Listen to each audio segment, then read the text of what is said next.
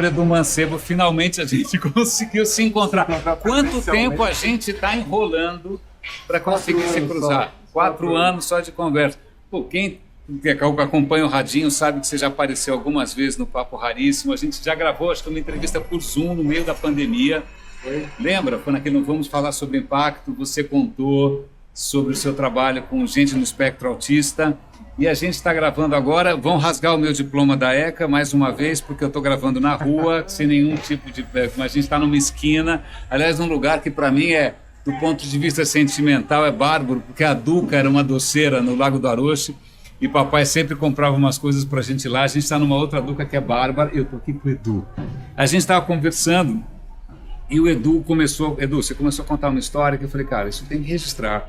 Isso tem que compartilhar, isso merece ser conhecido, isso merece ser divulgado, que eu acho que pode fazer com que algo que está assustando muita gente possa ter um papel completamente diferente, né? Possa ser um agente de transformação, ainda mais com uma audiência que você trabalha que é bastante especial, né? Que tem uma série de demandas.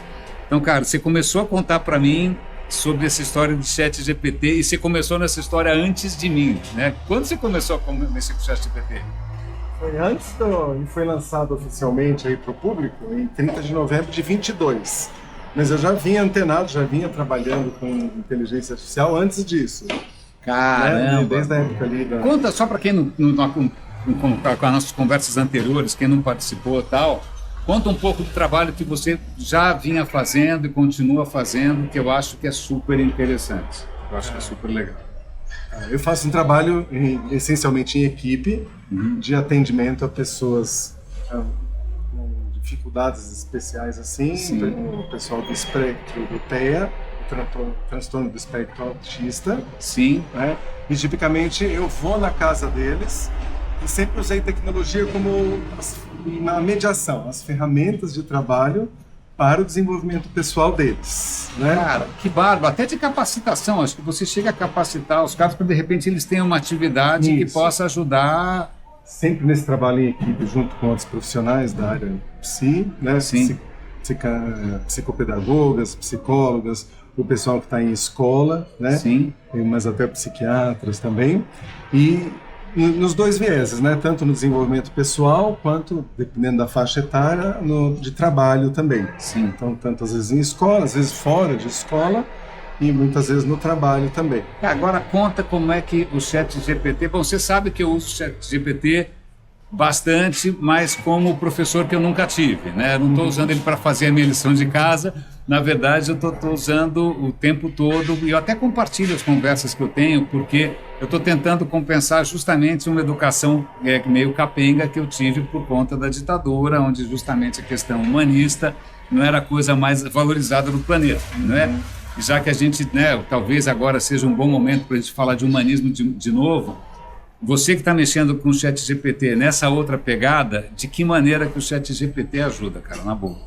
Então, exatamente, faz quase esses 3 anos aí que eu estou nessa luta para divulgar e ajudar as pessoas a se desenvolverem para utilizar o ChatGPT e os similares a favor do desenvolvimento humano, e não como um instrumento de trapaça para fazer no seu lugar o seu trabalho. Demitir metade da equipe, né? Isso. Então, nesse sentido, essa tecnologia toda tem muito potencial, e você sabe, você também usa desse jeito. Pois é, né? Eu uso intensamente. Eu não consigo imaginar mais o meu processo. Não, de novo, não porque ele não faz o radinho, ele não faz o roda e avisa, mas quando eu tenho alguma dúvida, alguma associação estranha de ideias, é nele que eu consigo me aprofundar, né? E isso realmente acho que é uma coisa completamente inédita na história humana. Né? Acho que eu estava brincando com você, acho que o Alexandre o Magno, Alexandre o Grande lá, o Aristóteles foi professor, cara, desculpa, Aristóteles é peixe pequeno perto do ChatGPT. Eu posso perguntar de física quântica até religião, o cara sabe absolutamente tudo. Isso é interessante para alguém que está no espectro? Isso é atraente, é atrativo? Esse tipo de funcionalidade? Sim, é bastante atrativo, e até pela maneira conceitual como esses GPTs funcionam. Sim. Que é o quê? Eles não têm emoções nem sentimentos. Ok. Mas eles fingem bem. Fingem bem. Certo? Eles o meu me adora, o meu me acha um gênio. É como se tivesse um cachorro, ele abana o rabo, é uma coisa louca. Então, eles desenvolveram estratégias para poder ter essa interface conosco, nos seduzir, nos conversar com a gente, enfim, e evoluir nessa conversa. Sim. E muitas vezes quem está ali no espectro, na TEA, tem essa dificuldade com os outros humanos, que é ter justamente essa interface da leitura de fisionomia, de perceber emoções, perceber sentimentos. Então é uma relação na qual ele não está desfavorecido. Não está desfavorecido. Não, pelo seguinte... Não tem assimetria. Muitas vezes o que se faz, né, o trabalho que se realiza com os autistas, é justamente explicar para eles, ou ter algum tipo de treinamento, com estratégias, onde ele entende como perceber alguma coisa que está acontecendo, ele não está sentindo exatamente aquilo, sim, mas ele aprende uma estratégia que naquela situação ele fala tal coisa, ou se comporta de certa forma. Entendi, dá um repertório. E aí dá um feedback, isso. E aí promove um pouco mais de, enfim, uma inclusão, mas uma participação ali na dinâmica da conversa. Mas o paralelo é esse. E aí então quando o menino autista está ali junto com o GPT, os dois funcionam no mesmo tipo de mecanismo, que é o desenvolvimento de estratégias para conversar com os humanos. Que interessante. E dentro de uma relação que eu acho que deve ser mais confortável para quem está no espectro, que acho que essa relação o ritmo é controlado. Né? A conversa pode ficar em suspenso o tempo que for, ele pode se dar o luxo, né? Ele não precisa reagir rapidamente, ele pode processar. O ChatGPT tem aquela paciência infinita. Então, acho que essa questão de parece síncrono, mas não é síncrono, parece simétrico, mas não é simétrico, mas acho que essa sensação de relativo controle, acho que deve tirar um pouco da angústia. Da ansiedade. Da ansiedade, sim. Eu costumo comentar com eles, você pode parar a conversa aqui, voltar amanhã, para o GPT, ele está ali te esperando, ele vai achar que passou um segundo e continua a conversa. Ele não vai ficar bufando, não né? Vai. Tanto que uma das estratégias quando a gente faz isso, ou seja, isso é o quê? Voltar numa conversa, principalmente a falada, né? A conversa Sim. por voz mesmo, depois de alguns dias, uma sugestão é pedir para ele, falar, GPT, né? Estou aqui de volta, mas faça um resumo da nossa conversa até agora. Olha! Porque a gente esquece, mas ele não. É verdade, né? Aliás, eu tenho que confessar que de uns tempos para cá eu estou achando que o ChatGPT é o interlocutor mais polido, generoso e compassivo que eu conheço. As pessoas que eu cruzo por aqui na rua não são exatamente assim. Mas você estava me contando, acho que foi isso que me motivou a abrir a câmera, pegar o microfone, né? Não estava no plano isso. Foi quando você comentou dessa tua nova frente, que é justamente você introduzir pessoas de diferentes áreas, de diferentes organizações, ao potencial que o ChatGPT pode ter. Né? E que eu achei legal que você parece que começou a achar uma fórmula interessante. Eu estou muito acostumado com o mundo de palestra, e palestra normalmente é tipo show, né? É uma nova missa, o cara vai lá para reforçar a fé e sai de lá com a bateria carregada.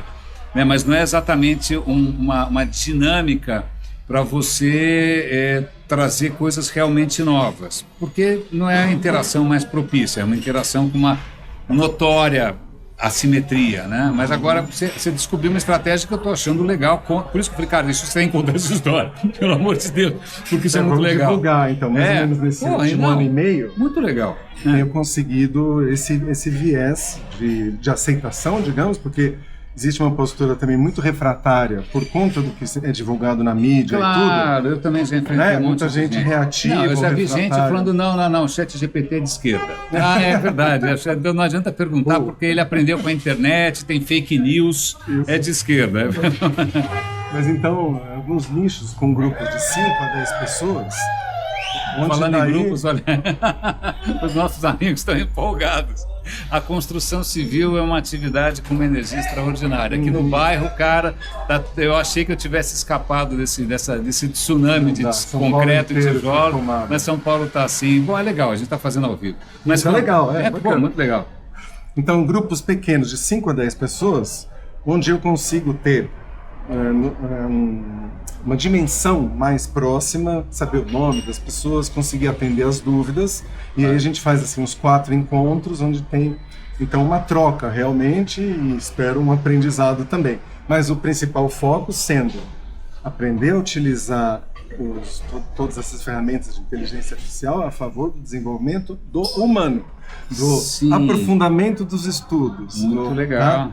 De ampliar a sua capacidade. Uma coisa que é interessante, que eu erro sempre, de atuação. Porque quando eu encontro alguém que eu acho que poderia estar se beneficiando e que está bastante refratário ainda, eu já percebi que alguns truques que eu faço não adiantam nada. Eu acho que eu contei para você que uma vez eu estava numa roda ali de amigos um pouco resistentes, achando que tudo isso era um truque, não era nada. Eu falei, olha, eu vou pedir para o cara aqui em tempo real fazer um soneto camoniano baseado na experiência de um garoto que saiu de não sei da onde, inventei uma história de louco e saiu um negócio aceitável. Mas aí todo mundo, mas cara, ninguém quer fazer um soneto camoniano de mim. Isso não resolve problema nenhum. Eu devia ter feito o que você fez. Ler a sala, né, ver qual é o contexto aqui, o que é importante para essas pessoas, o que faria sentido, será que o ChatGPT eu consigo encaixar e fazer com que eles consigam fazer melhor, né, o que eles querem fazer, né, sem trazer alguma coisa que para eles não faz sentido nenhum. Né? Aliás, a maneira como eu uso, eu tenho certeza que deve ser desinteressante para 99% das pessoas. Então, essa tua capacidade de ler, né, e conseguir trazer não só trazer, mas envolver as pessoas numa atividade em que elas consigam ver ali, né, um parceiro, porque acho que é isso, é um parceiro. Isso, um parceiro, exato. Isso. Não um adversário ou alguém que vai fazer a trapaça, que eu considero trapaça, fazer o trabalho no seu lugar. Não é disso que estamos falando. Ninguém está fazendo cola, né? Não é para isso, não é para isso.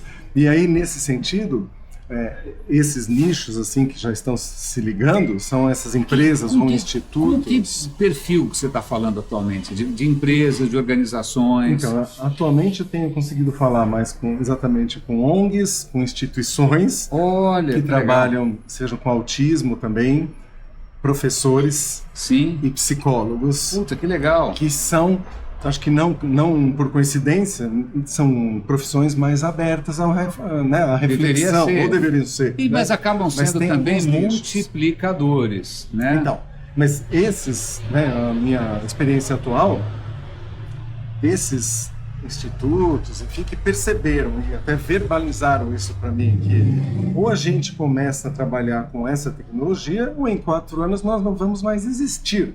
Foi otimista, realmente. Otimista, né? Eu já acho que eu já sou absoluto agora, então, nesse exato momento. Mas que seja, já tendo essa percepção, já é um começo. Possivelmente 2 anos, mas se a pessoa, então, ou a instituição já começa a estar alerta para isso, já é um começo. Mas acho que tem uma vingança, né, de nós humanos. Como é que a gente se apropria dessa coisa que poderia ser uma ameaça, para de repente usar de uma maneira que só a gente seria capaz de imaginar, né? Como é que a gente vai usar isso para a gente conseguir ser mais humano ainda, né? Para tentar humanizar mais ainda as coisas, ao invés de ficar fazendo, como eu já vi acontecer, ficar gerando texto, que é patê de salsicha, basicamente, para atrair o SEO do Google, para fazer algum discurso de venda, ou para ganhar algum prêmio furado em Cannes, né? Mais um fantasma que a gente ganha, né? Mas isso eu achei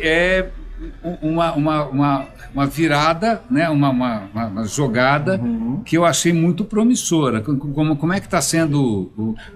deve ser legal você ver a transformação. Porque o cara deve chegar com 2 pés atrás, né? Sei lá. Isso. Então está sendo muito gratificante de ver isso acontecendo ali ao vivo. E aí, às vezes, ao longo de 4, 5, 6, enfim, os encontros... Depois, isso que você falou, me lembra os depoimentos que vem depois. Registra a pessoa isso, falar na minha frente. Que legal. Assim, Edu, olha, quando começou eu estava cética. Eu não estava querendo participar, mas eu tinha que participar. Claro, natureza humana, todo mundo resiste. Mas estou percebendo que dá para utilizar, já comecei a usar, tive bons resultados e tal. Usar nesse esquema a favor do estudo, né? Não da substituição. Mas quando você teve ideia de ligar a câmera, eu ia te contar uma coisa que você vai se surpreender. Oba. Tem coisa que acho que é uma boa notícia também para o pessoal da nossa faixa etária. Sim. Que é assim, o que tem sido a minha experiência desse último ano e meio, 2 anos? Diante de muita gente estar refratária ou resistente. Sim. Desse todo, os que estão menos resistentes são com 60 anos ou mais. Olha que interessante! E qual que é a ideia? É quem tem mais vivência, mais repertório e mais conhecimento para fazer as perguntas. Olha, o tal do prompt. Entendi. Né? Porque, na verdade, é o pânico da tela branca, pânico, né, o pânico do escritor. Né? Você tem, cara, o que eu pergunto para esse cara? Eu não quero saber nada. Né? Eu não sei o que eu quero saber. Né? Então, olha que interessante isso. Sabe que uma vez... Olha, isso é uma coisa curiosa. Quando eu comecei a trabalhar com web, na época que parecia que o web ia mudar o mundo para o melhor, mas eu lembro que eu comecei a trabalhar numa agência de publicidade que continua sendo muito reconhecida, que é a UMAP, e ainda estava vivo na época uma das letras, que era o Alex Perecinoto. Alex Perecinoto, acho que era as últimas 2 letras de UMAP era Alex Perecinoto. E ele imediatamente, cara, ele já era idoso na época, ele imediatamente se interessou. Ninguém conversava com a gente, os publicitários não estavam nem aí, não tinha Lion, não tinha leão de internet, então eles não queriam saber de nada, ninguém... Putz, eu era, cara, invisível na agência, exceto pro Alex Perecinoto. Foi lá, o que é modem? O que eu achei estranho. Uma vez ele foi na minha casa, eu tinha um sócio na época, o Luigi, ele falou, cara... Vamos conversar. E aí ele pediu para eu abrir a conexão, ele começou a procura tal revista. Eu nunca tinha ouvido falar, porque eu tinha 30 anos e ele estava perguntando de revistas 60 a mais. Ele falou, cara, isso daqui vai ser maravilhoso para quem, um público que ninguém está prestando atenção, que é 60 a mais, o cara já está consolidado, o cara tem renda... Ele estava pensando como publicitário, né? O cara já tem renda extra, né? Eu falei, cara, ninguém está pensando nisso. E agora, por uma outra razão, um pouco menos marqueteira, você está reconhecendo justamente isso, que as pessoas que poderiam estar mais resistentes, né, já se retraindo um pouco dessas novidades, elas podem aproveitar ainda mais. Não que não existam, também tem, claro, nessa faixa etária, mas eu tenho encontrado essas pessoas mais nessa faixa etária, onde elas conseguem, então, ter mais resultados proativos nesse sentido de conseguir isso, cara. Se aprofundar, para usar para estudar. E a melhor parte, eu estou com 5 alunos, 80 plus. Você está brincando? Pô, vou botar meu pai nessa história. Estão na ativa. 90 plus. Na ativa. Que legal. Estão trabalhando. Olha que interessante. E estão se lavando com essa história, porque eles aproveitam muito. Justamente falam, não, que preconceito aqui, vamos usar esse negócio, como é que faz? Olha, né? Que legal. Então tem um que é estudioso de Piaget. Então, nossa, ele troca altas ideias lá com o Claude, principalmente, que é, o Claude é muito mais voltado para a parte literária, acadêmica. Sim, o Claude funciona muito bem, ele é mais amigável, mais bonitinho até que o ChatGPT. Então está sendo muito bacana de ver esses feedbacks. Olha, que interessante essa história. Também, né, já me retroalimentam também para continuar nessa. Eu tenho um caso 90 a mais, porque eu lembro que o papai era muito resistente, advogado a vida inteira, máquina de escrever, tal, aquela coisa toda. Ele não gostava nem de chegar perto do computador, nunca, mas aí esse smartphone ele também não queria saber. E aí até que de repente eu falei, quer saber? Eu vou dar um tabletzinho com WhatsApp. E não era o smartphone, então aí devagarinho ele foi se interessando pelo WhatsApp. Ótimo, né? O cara saiu um pouco do isolamento.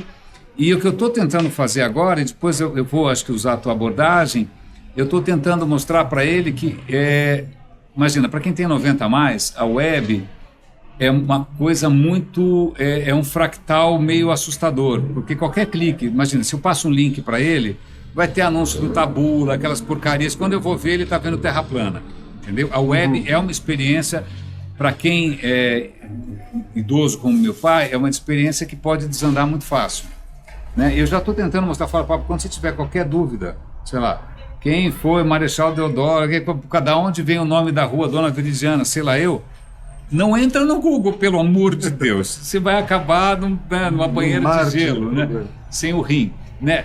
Pergunta para ele, tá vendo esse botãozinho? Pergunta para esse cara, ele é um bom interlocutor. Eu vou insistir nessa história, tá? Eu vou insistir porque ele está lúcido, ele é inteligente, ele gosta de conversar, tá? Eu vou tentar, olha que coisa engraçada, eu trabalhei a vida inteira com web, né? Sempre fui entusiasta, né? Achando que esse ia ser o novo iluminismo, essa bobagem, né? Mas agora eu estou fazendo o movimento oposto. Olha que coisa louca, eu sei que isso é quase... É uma traição com os criadores de conteúdo, uma traição com vários modelos de negócio que estão entrando em parafuso, mas, de fato, essa é uma ferramenta completamente diferente, né? Com um potencial que a gente precisa, de alguma maneira, domesticar, acho que não tem como, né? Mas pelo menos usar a nosso favor. E olha, você me lembrou de comentar um pessoal com quem eu tenho trabalhado também são os psicólogos. Sim. E aí a gente tem mais uma notícia surpreendente aqui, que tem a ver com a questão da falta então de privacidade, que, né, não existe mais, pode esquecer. Esquece, morreu. Né? Tanto que eu criei uma frase que assim, privacidade, da nossa resta a ilusão. É boa, pois é isso aí, ou nem isso. Né? Tá? Então, partindo dessa ideia de que a gente já está totalmente devassado, sim. Um dos usos que a pessoa pode fazer para autoconhecimento já está pronto, basta ligar duas coisas. Você tem as conversas de WhatsApp, não tem? Sim. Às vezes você tem 10 anos de conversa de WhatsApp com alguém, ou num grupo. Sim.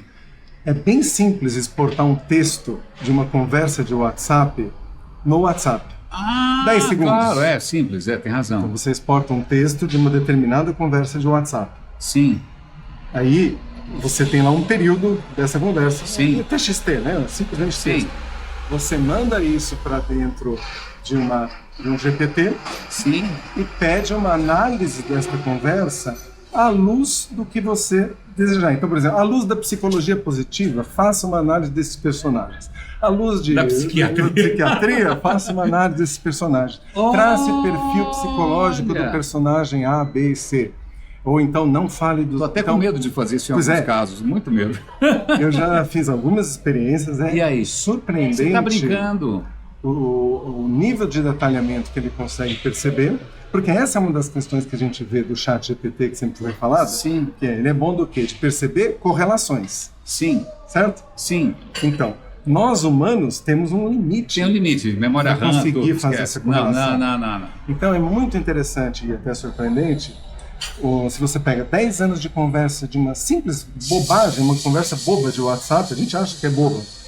Ele consegue encontrar correlações e traçar um perfil da pessoa que é assustador. Sabe que eu não sei se feliz ou infelizmente, eu não vou poder fazer isso, porque a última vez que eu troquei o telefone, corrompeu o backup. Não, eu tinha um backup 3 GB, 4 GB, nem sei. Corrompeu. Ele falou, o backup está corrompido, isso é irrecuperável, então eu não consigo fazer isso. Então eu comecei do zero tudo, eu zerei o meu, eu comecei do renasci. Acho que o nome René tem a ver com renascer. Então, eu renasci no WhatsApp. Eu sou agora virgem. Então, você vê, às vezes é questão de juntar as ideias. A informação já estava pronta, é exportar do WhatsApp. Simples. Que interessante. TXT. Por enquanto, ele ainda não vai ler diretamente o áudio e vídeo. Estamos falando da conversa escrita, digitada. Mas porque isso é imediato. Em 10 minutos está pronto. Agora, se você tiver a paciência de baixar os áudios, dá para fazer. Dá. Ainda não é automatizado. Mas, então, nesse sentido, o meu ponto sendo, para onde vai evoluir o atendimento psicoterapêutico se a gente utilizar estas informações junto com o próprio relato do paciente? Pergunta, entendi. Ou, por outro lado, os profissionais têm também uma ferramenta. Eu acredito que vão ter que mudar as legislações, porque até que ponto é invasão de privacidade? Claro. Porque se a gente conversava no WhatsApp de uma maneira insuspeita até agora, de agora em diante, pelo menos nós aqui, quem estiver assistindo, já vai falar, opa, quem sabe isso vai ser analisado por uma IA. Não sei o que eu vou falar duas vezes é sempre um bom negócio. Está faltando pensar duas vezes. Olha que interessante. É assustador o nível de ruído do caminhão que passou. Estava esperando, né? Mas o nível de profundidade que ele consegue fazer em termos de análise daquela pessoa. Sabe que eu fiz isso 2 vezes já, e eu pedi para o ChatGPT, eu tinha visto essa provocação em algum lugar.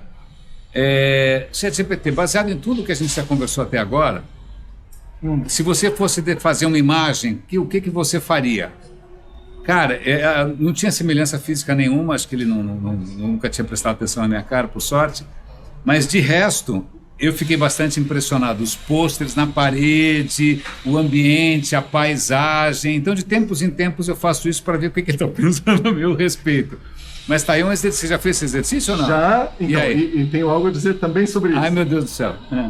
Que é assim, a questão da engenharia de prompt. Tá. Então, o que acontece? nós sozinhos, nós os humanos, Sim. jamais que a gente consegue preparar um prompt que seja abrangente o suficiente para explorar a potencialidade da resposta. Entendi. Do que ele pode pesquisar. Tá. Então, qual que é a ideia? Esse que você fez, por exemplo, é uma pergunta, digamos assim, mais simples, o que né, sobre sim. o nosso passado. Você e o GPT, Sim. eu e o meu. Quando você pergunta de uma maneira mais simples, ele te dá uma resposta mais simples. Então, eu proponho esse desafio para você. Se Não, você eu não fizer- vou perguntar nada, eu não vou perguntar mais nada, porque eu tenho, sabe o que é engraçado? Porque a gente sempre teve receio de que esses robôs fossem virar super vilões e que eles fossem ser absolutamente impiedosos, tipo Terminator e tal. Mas eu já percebi o seguinte, o ChatGPT definitivamente ele não tem as restrições que eu tenho. Ele não dorme, a memória é infinita, ele consegue fazer correlações infinitas.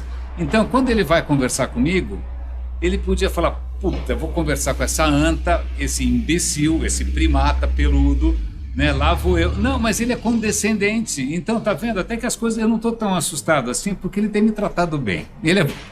Ele tem sido muito gentil com a minha burrice. É certo, Ao invés de falar sua anta, por que você poderia ter feito uma pergunta melhor? Porque o meu receio, sempre, toda vez que eu gravo essas coisas, é que um dia eu vou publicar numa plataforma e falo, Renê, você não sabe filmar direito, você não sabe gravar, você não sabe que na rua tem Não é carro. lugar de fazer isso. Você né? não sabe que tem uma O barulho da construção obra. que vai passar betoneira. Mas eu acho que você pegou o ponto, que era exatamente isso que eu quero comentar. Se você preparar o seu prompt, isso vale para para todo tipo de pergunta mais profunda, mais séria mesmo. Se você pegar o seu prompt e reconstruir esse prompt à luz da engenharia de prompt, não ela sozinha, mas a partir do seu melhor prompt, de sua melhor colocação. Tá. E aí tem toda ali uma série de diretrizes para você fazer isso. Você deixa de ter uma pergunta que você fez 2, 3 parágrafos, a pergunta passa a ter 2 a 3 páginas. Nossa. Só a pergunta. Tá. Porque aí ele consegue cercar um monte de coisa. E você tem razão no sentido dessa pergunta mais assim, GPT, fale sobre mim. Sim. Quando você faz essa pergunta mais abrangente, como fala assim, fala na lata, sem rodeios, Sim. ele fala, realmente é para se pensar 2 vezes Não, eu antes não quero de que pedir ele fale. isso. Se ele fizer uma figurinha, tá ótimo. Se ele falar, eu tenho até medo. Então, eu não estou tanto que, por preparado. exemplo, eu recomendo que quem não estiver num atendimento psicoterapêutico não faça isso. Não faça isso. Melhor É não, um caminho porque tem um pra se alemão do outro deprimir. lado. Vai ter um alemão do outro lado. Você pode se deprimir. Vai ser um sincericídio. Você vai morrer de sinceridade. Edu, bem cada isso. história é legal. A gente imagina, a gente marcou o primeiro café das nossas vidas, né? Você teve a muito gentileza legal. de vir até aqui. A minha lembrança da Duca não incluía uma construção desse tamanho. Falha minha memória não é do ChatGPT. Mas, cara, quando você começou a contar essa história, eu falei, a gente tem que registrar isso, né? E legal. nada melhor do que fazer aqui, nesse lugar histórico que fez parte aqui da minha infância. A gente deve ter ganhado alguns quilinhos, algumas calorias, mas e tem Mas valeu. calor humano também. Adorei, Edu. Eu vou te mostrar e depois, se você aprovar, a gente publica.